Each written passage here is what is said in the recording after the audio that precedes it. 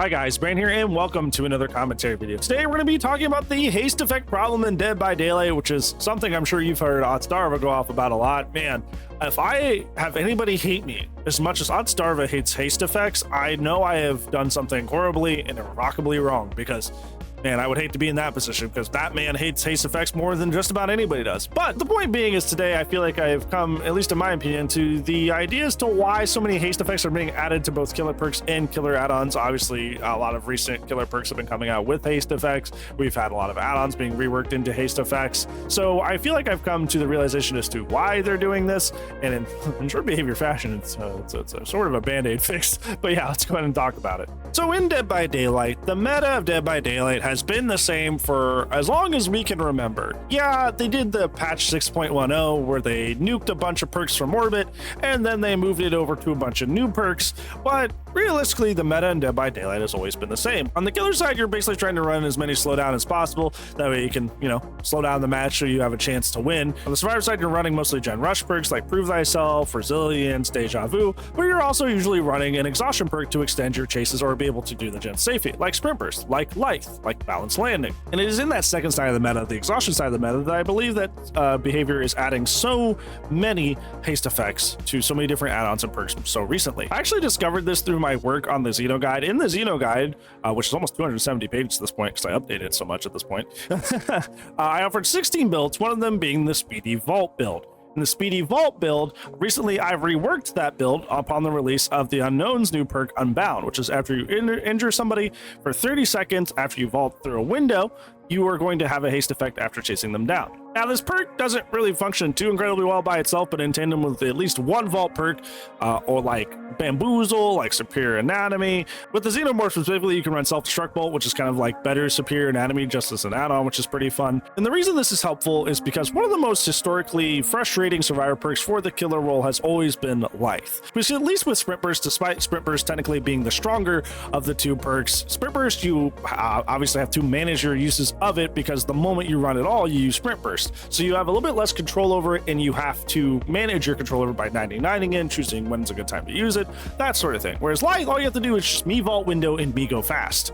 So it's essentially all the good aspects of Sprint Burst except for less use. What does somebody with the full control over Sprint Burst get more value? Yes, but those people are so rare because the DBD community is mostly a lazy community, as I have found out. Most people just slap on Lithe and call it a day. Essentially, if I injure somebody and they vault right after they're injured, me, as the Xenomorph, can just like fly through the window at Mach speed, and because of Unbound, I'm able to actually chase down the person that's using Lithe and usually catch them before they hit the next loop, which is extremely helpful and shuts down one of the most strong survivor perks that has been consistently used over time. If you must know and you want numbers to back up these thoughts instead of just having opinions, according to Nightlight, which is a very, very good unofficial source to track current perk usage and perk synergy and that sort of thing, Lithe is currently the third most used survivor perk in the game. So that is how often you're going to be running to that.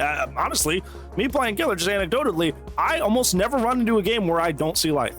It is more rare that I have a game without Lithe than I do with it, and this is supported by this third most run perk number. So yeah, you're going to be running into Lithe a lot. To circle things back around to my point being that instead of just trying to actually truly move away from the meta, which is gen rush and exhaustion versus gen slowdown, which has always been the meta of Dead by Daylight for years, behavior in true behavior fashion is just going to try and mitigate this a tiny bit, try to slap a little band-aid on it and call it a day.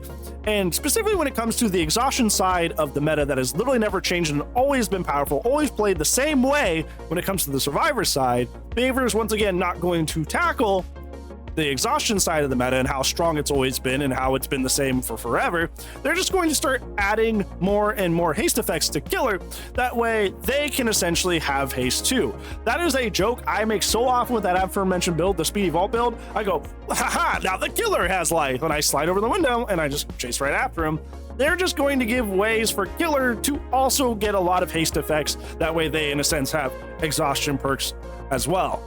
I think it goes without saying that while it is the quicker and easier change, it definitely does not address the issue, and it affects a lot of different killers disproportionately, because obviously specifically with the Xenomorph has an add-on, the self-destruct bolt, that helps them vault super fast. So obviously this is going to be much better for my character as opposed to somebody like, say, Trapper, who if you hit somebody vault through a window, you have to go through the full vault animation, which is slow, and then the haste from Unbound is not going to help you as much. Obviously, the big reason we brought this up a lot is because recently with the recent patch that they made on April Fool's, which is really weird because like I thought it was fake at first because they released a patch on April Fool's.